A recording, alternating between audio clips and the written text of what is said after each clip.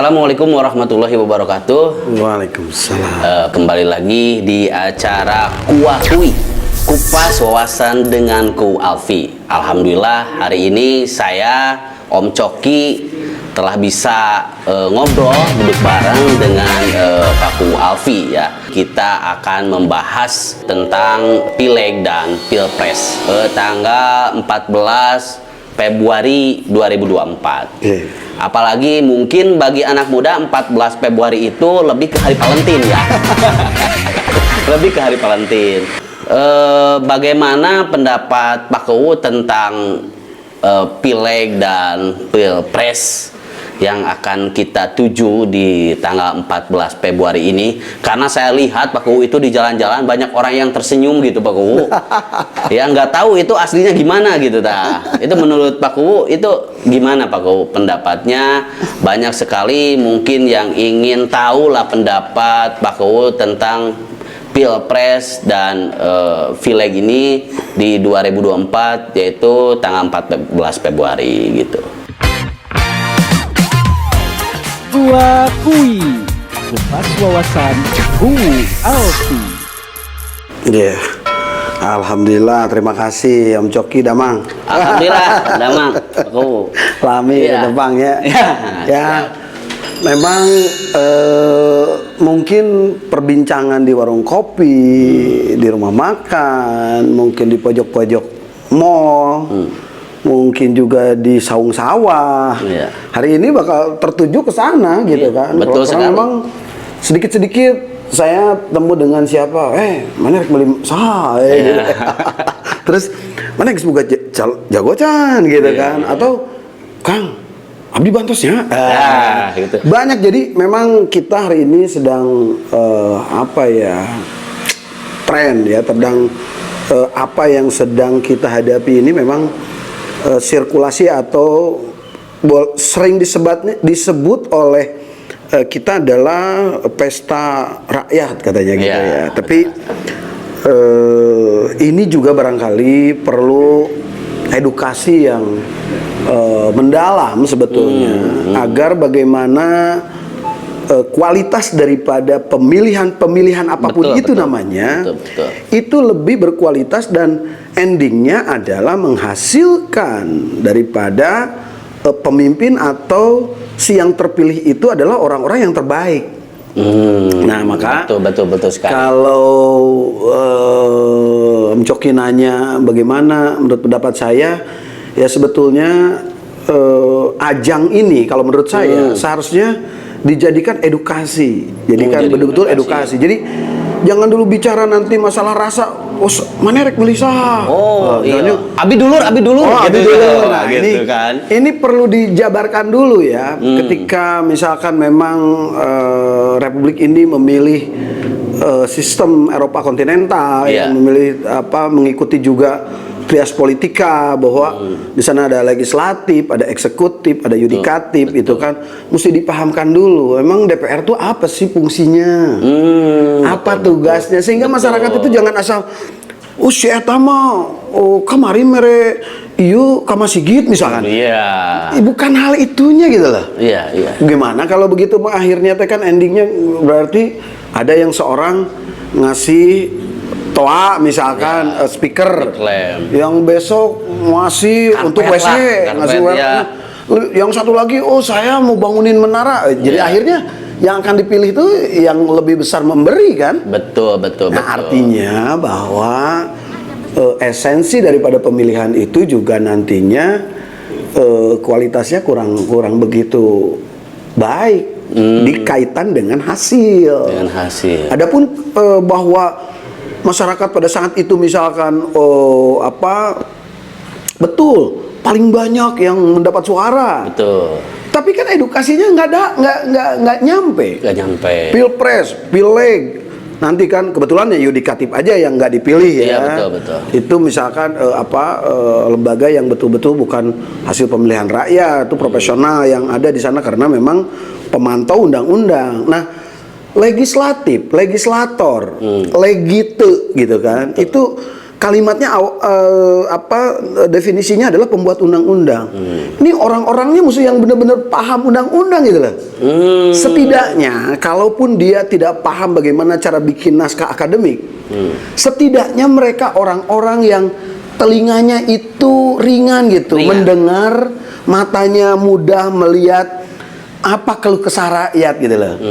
Apa perkembangan masyarakat, sehingga ketika membuat sebuah regulasi betul-betul nanti menjadi apa yang diharapkan oleh masyarakat kecil yang pada saat ini memang sedang membutuhkan sebuah regulasi yang akhirnya merasa bahwa dirinya itu terakomodir gitu loh.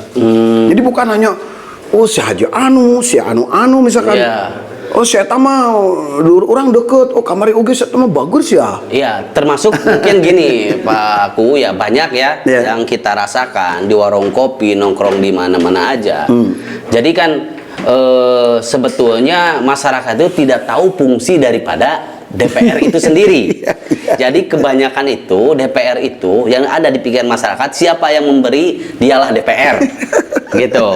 Kalau saya sendiri apa mungkin buat pencerahan nih fungsi daripada DPR itu sendiri gitu, selain pembuat undang-undang gitu. Ya, jadi gini ya Om Coki, manusia itu berpikir, berucap, bertindak, bergerak, melakukan sesuatu itu pasti sesuai dengan softwarenya. Kalau softwarenya Pentium 2 ya gampang ngeheng gitu kan, gampang digiring, gampang dihasut, gampang diarahkan, gampang disuap, gampang disogok. Tapi ketika mulai sekarang itu udah bukan Pentium 4 lagi kan, sekarang udah i3 7 gitu kan, udah generasi yang ketujuh misalkan ininya juga. Nah, ketika softwarenya itu lega, luas, maka dia juga akan berpikir dan ketika mencoblos itu dengan penuh pertimbangan. Karena seseorang itu memilih itu akan berdampak kepada hasil di endingnya nanti. Jadi kalau misalkan mungkin edukasi tentang apa sih fungsi DPR, ya pasti begitu, membuat undang-undang, menganggarkan, budgeting bahkan termasuk sebetulnya nanti menyatakan perang gitu kan, membuat perjanjian gitu kan, itu juga sama diantaranya, atau mengangkat badan pemeriksa keuangan atau mengaudit dan sebagainya, diantaranya itu kewenangan-kewenangan. Tapi yang paling dasar, karena tadi itu legislatif, seseorang yang membuat aturan. Hidup manusia itu kan tentu di satu negara itu ada aturan yang baku untuk disepakati bersama. Nah, dilaksanakan oleh eksekutor, yaitu eksekutif presiden sampai turunannya menteri-menteri dan sebagainya gitu kan, sampai ke bawah. Termasuk mungkin bisa jadi RT gitu kan, karena itu kepanjangan tangan. Nah, maksud saya ini masyarakat itu mesti perlu paham. Jadi orang tekan milih leluhur orang. Nah, padahal dalam agama demokrasi, gitu kan, legislatif atau eksekutif atau siapapun juga itu adalah kacungnya rakyat kan. Betul. Pelayan rakyat. Yang babu lah gitu ya. Gitu Pak Kuwu. Jadi yang saya lihat ini kebanyakan Pak Kuwu hari ini ada pepatah yang mengatakan yang berjuang akan kalah oleh yang beruang. Nah, apalagi hari ini bonus demokrasi yaitu tentang anak muda ini, dimana anak muda itu 60% pemilihnya itu anak muda, atau hari ini adalah generasi Z lah, gitu kan. Itu kan kebanyakan ini belum ngerti mereka tentang politik, gitu kan. Hari ini banyak sekali yang menjual kata-kata seperti itu. Nah, ini menurut Pak Kuwu ini bagaimana anak-anak ini bisa terarahkan gitu kan. Karena hari ini tadi obrolan yang ada di mana-mana itu lebih pada obrolan siapa yang memberi, gitu kan. Ada duitannya Bu, nah, gitu kan. Itu biasanya ada duitan ketika misalkan si A mengajak si B, itu ada di teman-teman saya gitu kan. Ketika ditanya, ayo programnya ini, dia sudah membuat ini, Liar. gitu kan? Yang pertama kali dari anak muda sampai orang tua itu, ini kebanyakan ini, mohon maaf gitu kan? Kebanyakan, ayo duitan deh gua. Nah, itu pendapat fenomena itu menurut Paku ini gimana itu? Sangat bahaya atau gimana itu? Wah, ini maaf ya, demokrasi itu kebalikannya itu anarkis. Betul. Ya. Ketika fenomena ini tidak direduksi, ya, tidak cepat diantisipasi, gitu kan? Jelas ini akan akhirnya siapapun juga yang punya hasrat atau punya kemampuan, ya, dengan baik, orang-orang baik itu tidak akan bisa manggung atau tidak akan bisa menjadi decision maker karena memang tahapannya itu sudah dipilih dulu. Betul. Kalau pemilihnya itu lebih cenderung kepada orang yang memberikan sesuatu, sementara orang-orang yang dianggap cerdas atau dianggap capable gitu kan untuk memimpin, untuk membuat apa, untuk menduduki sebuah jabatan yang baik itu nanti di eksekutif maupun di legislatif, tidak akan mampu untuk menduduki satu tempat tersebut, ya, ketika fenomena. Makanya antisipasinya kalau menurut saya ini juga ada waktu, masih sekitar 2 bulan kurang, ya mungkin 2 bulan ini maksimalkan seluruh instrumen masyarakat, seluruh apa saja yang punya jalur ke bagaimana mengedukasi masyarakat, mungkin yang di nongkrong di warung kopi, mungkin di pengajian, mungkin juga di lembaga-lembaga pendidikan atau di tempat-tempat kongko dan sebagainya. Tidak ada salahnya, apalagi misalkan ini sekarang media sosial itu kan mudah tersebar. Betul. Ya diskus ini aja, mudah-mudahan ini mengedukasi gitu bahwa apa sih sebetulnya, bagaimana sih sebetulnya seharusnya ketika seseorang itu misalkan nanti memilih wakilnya. Pertama, agama demokrasi itu menyebutkan bahwa kita itu, rakyat itu adalah raja. Itu mesti jelas dulu. Mutlak gitu ya. Masa raja tergopo-gopo datang ke pembantu kacung gitu kan, terus nyungkeun duit, menyetik kok dibalik. Ini yang kudu mere duit saha? Terlalu jauh ketika misalkan suatu saat nanti di Republik ini, ketika ada orang-orang hebat dan itu mereka tidak punya uang, dan mungkin justru ini harusnya dimodali, diberikan modal untuk campaign gitu kan, untuk kos politik itu oleh masyarakat. Ini kan terbalik sekarang, masyarakat itu di kita itu terlihat sekali, maaf banget ya, masyarakat di kita itu terlihat sekali bahwa taraf atau cara berpikir, level berpikirnya gitu kan, mereka sudah apatis tentang sebetulnya bagaimana sih nanti kualitas atau hasil akhirnya. Yang penting kan nomor duit. Betul. Makanya siapa tahu ya, dengan seringnya diskusi, ya, dengan seringnya ngobrol, sehingga rakyat atau teman-teman saudara-saudara kita di mana-mana paham, oh legislatif teh berarti engke teh calon kacung kita. Anungin undang-undang kita harus mendengarkan apa aspirasi kita. Maka kisi-kisi orang yang harus dipilih itu, misalkan di antara berapa puluh, harus yang mendekati kepada saya, jujur saja karena kita orang Islam ya, kita sering dengar di surau-surau di masjid-masjid itu, ciri-ciri Kangjeng Rasul itu kan sidik, amanah, patonah, tabligh. Semuanya pasti punya sidiknya, tapi mana yang paling sidik gitu loh. Semua pasti punya yang mana yang amanah, tapi mana yang paling mendekati kepada ideal dari amanah tersebut. Semua orang pasti tahu bahwa karena nyalon juga mungkin punya kecerdasan ya, atau patona. Tapi lihat, cerdas di sana bukan hanya sekedar ngobrol, ngadongeng, ngabamblam, jago pidato, bukan dong. Cerdas di sana adalah cerdas bagaimana juga menyikapi situasi, cerdas bagaimana emotional quotient-nya, bagaimana bersosialnya. Tanya dong minimalnya, kan sekarang mah gampang ya ngelacak siapa, orang mana.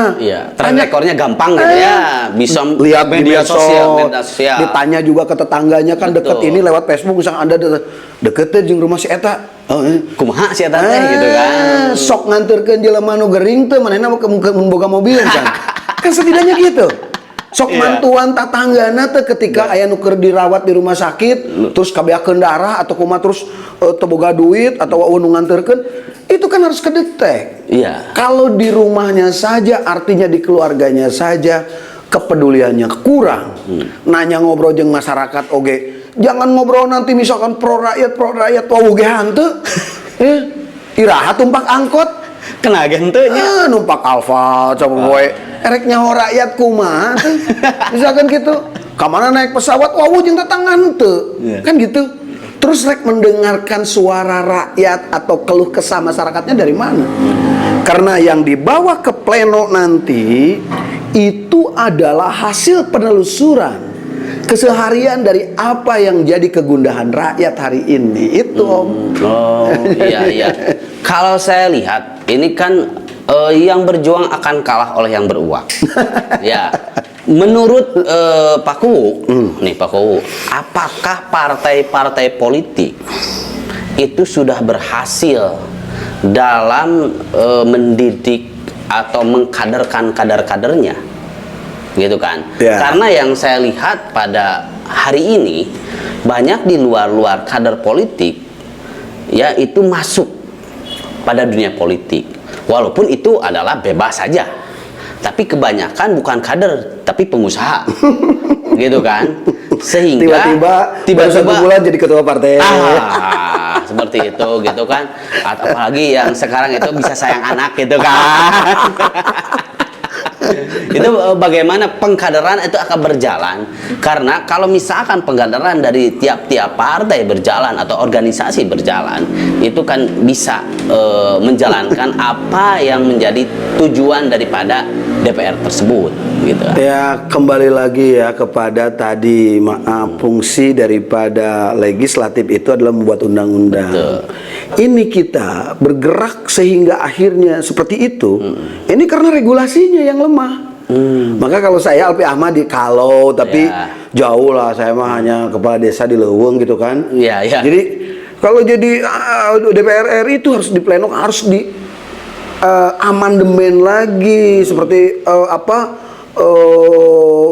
syarat untuk dicalonkan jadi presiden ya. Jadi itu juga harus 20%. Aduh kacau kalau seperti itu. Maka muncullah seperti ini sekarang ya.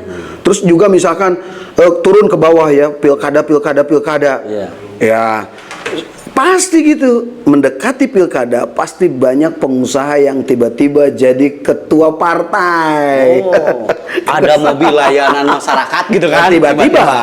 Nah itu kan. Jadi kalau rakyat melek sebetulnya ya, kalau kecerdasan masyarakat di tingkat yang levelnya sudah mulai beranjak, sebenarnya permainan mereka kita sikapi lagi aja. Kalau mereka juga nipu ya kita tipu juga gitu misalkan.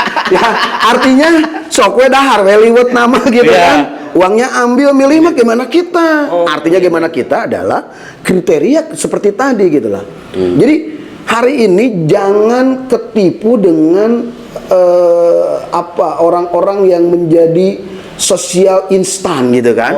Ya tiba-tiba baik, tiba-tiba nganturkeun gering. Tiba-tiba padahal di kamarina teh tara. Jeung tetangga gitu. Tiba-tiba jadi kayak ieu teh tara nanya-nanya acan seuri ge hese. Tiba-tiba besok jadi ke tetangga nanyaan, ngayakeun pengajian. Asup di ormas-ormas Islam misalkan kan, tiba-tiba jadi ketua ormas, tiba-tiba jadi ngayakeun apa itu ini. Jadi ini barangkali masyarakat juga harus melek ya. Jadi jangan sampai giringan atau menggebuknya atau kalau bahasa Sunda mah ngagelebugnya informasi ini tidak disaring oleh akal sehat, tidak disaring oleh pengetahuan. Sehingga kalau saya pikir hari ini justru kalau kita mau analogikan, politisi-politisi itu tukang hipnotis, jarak jauh, set, gitu kan, dengan kekuatan apa mungkin ya nanti, dengan kekuatan uangnya, tiba-tiba jadi nemplo kamana-mana milu. Terus ngadadak ku si eta teh naon ieu teh mani pede pisan jadi ngadagangkeun sieu mah bagur, sieu mah alus, halo mah soleh gitu kan. Halo kemana ya gitu. Halo. Gitu. Pak Kuwu, Pak Kuwu kan kepala desa nih, Iya, iya. kepala desa. Yang notabene ini kepala desa itu adalah pejabat, Pak Kuwu. Barangkali ini Pak Kuwu, apakah Pak Kuwu misalkan pernah digiring oleh pejabat yang di atas untuk memilih presiden yang mana atau anggota legislatif yang mana? Barangkali ini Pak Kuwu, gitu kan? Aduh, kan kembali lagi kan saya bilang tadi teori Alpi Ahmad nih ya. Iya. Manusia berpikir, berucap, bertindak itu sesuai dengan softwarenya. Betul. Software itu, perangkat lunak itu diisi oleh pengetahuan. Pengetahuan itu, ilmu itu didapat daripada kajian, diskusi, gitu kan. Kalau zaman kerbudak ngaji, masantren mungkin kan, sekolah, kakak rek boga ilmu kan. Ai cicing wae mah gitu kan di daek tanya-tanya, tradek buca baca ya gimana mau ada pengetahuan. Makanya ketika misalkan ngobrol tadi, apakah ada yang menggiring? Kalau orang yang sudah punya pengetahuan, maaf ya, maaf banget, bukan berarti saya lebih hebat, enggak.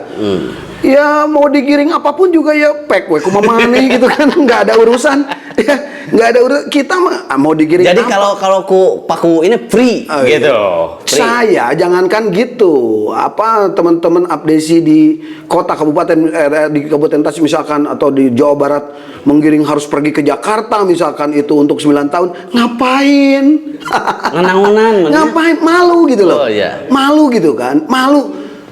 Katingali pisan gitu kan, naonnya, horninya gitu kan, katingali pisan, ingin hayang nanti gitu kan, mempertahankan jabatan. Gitu. Artinya hayang jadi supaya bisa jadi berkuasa lama gitu. Terus esensinya apa gitu loh?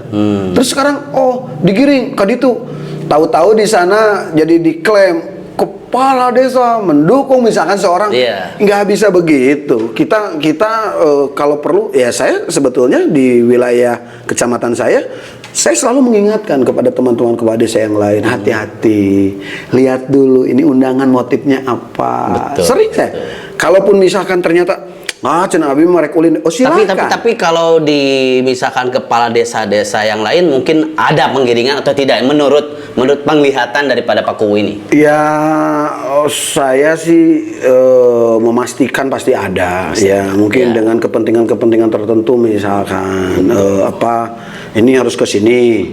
Ini harus ke sini. Ya biasalah, itu hal-hal yang biasa sebetulnya, tergantung justru kembali lagi. Nah, terus juga apakah benar, kalaupun misalkan benar, ya kepala desa cuma kepala desa satu suara dong.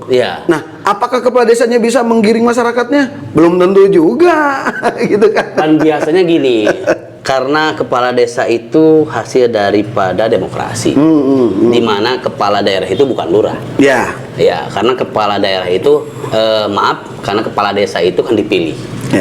Otomatis kalau dipilih itu mempunyai tim sukses nih. Pak Kuwu kemarin dapat berapa ribu nih, otomatis punya tim sukses lah, gitu kan. Barangkali ini Pak Kuwu penggiringan yang sekarang sedang banter kan, banyak isu-isu penggiringan kepala desa untuk mendukung si A, si B.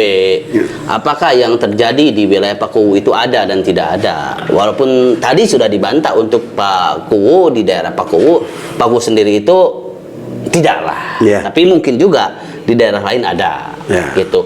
Salah satu Pak Kuwu fenomena itu supaya bisa menjelaskan atau edukasi kepada kuku yang lain, itu seperti apa? Ya, kita sekali lagi bahwa pesta rakyat ini akan berdampak kepada 5 tahun ke depan. Ya, artinya dari berbagai sudut pandang, betul, siapapun bebas menentukan pilihan kepada siapapun. Tapi saya rasa kriteria ya itu harus disamakan atau harus ada kesamaan kriteria. Contoh misalkan yang tadi kita pegang, karena kita misalkan pegang sidik, amanah, patonah tabligh, kalau menurut saya itu harus jadi patokan. Jadi artinya ketika teman-teman misalkan nanti menentukan siapapun itu, kalau menurut saya ya, misalkan ini dekat dengan partai anu, ini dekat dengan partai anu, ini CS-nya atau saudaranya partai ini, partai ini. Kalau menurut saya, kan nanti ketika di ruang pencoblosan itu gak ada yang lihat. Betul, betul. Luber, artinya nurani kita itu akan berbicara kepada siapa kita melabuhkan pilihan dengan dasar tadi bahwa seseorang yang akan membawa negara ini, provinsi ini, kabupaten ini gitu kan, DPRD-nya juga misalnya DPRD 1, DPRD 2 akan membawa kepada ke sesuatu tempat atau tujuan daripada bernegara, yaitu kesejahteraan bersama. Intinya itu. Karena tujuan dari bernegara itu bagaimana kesejahteraan itu bisa dirasakan bersama-sama. Itu Om Coki intinya. Iya. Jadi yang paling penting adalah teman-teman sekalian, ini Pak Kuwu sudah membahas ya. Salah satunya untuk memilih calon pemimpin, minimal ada contohnya, yaitu contoh daripada Rasul. Itu satu, sidik, amanah, pataunah, dan tablik. Itu saja yang jadi pegangan. Terima kasih Pak Kuwu, kita telah berbincang-bincang. Kita akan berjumpa lagi Pak Kuwu. Mungkin statement terakhir dari Pak Kuwu tentang atau ajakan ya untuk tanggal 14 Februari. Silakan Pak Kuwu. Ya, kepada seluruh warga negara di Republik Indonesia agar datang ke TPS semuanya, dan hari ini kita akan memilih atau menentukan pilihan kita hari ini adalah menentukan 5 tahun ke depan. Maka kalau bahasa Sunda itu suka ada kalimat kolot dulu ya, sing asak-asaknya ngejo, bisi tutung tambagana, sing asak-asaknya nenjo, bisi kaduhung jagana. Luar biasa. Terima kasih. Sami-sami. Ya. Terima kasih sahabat sekalian, para pemirsa.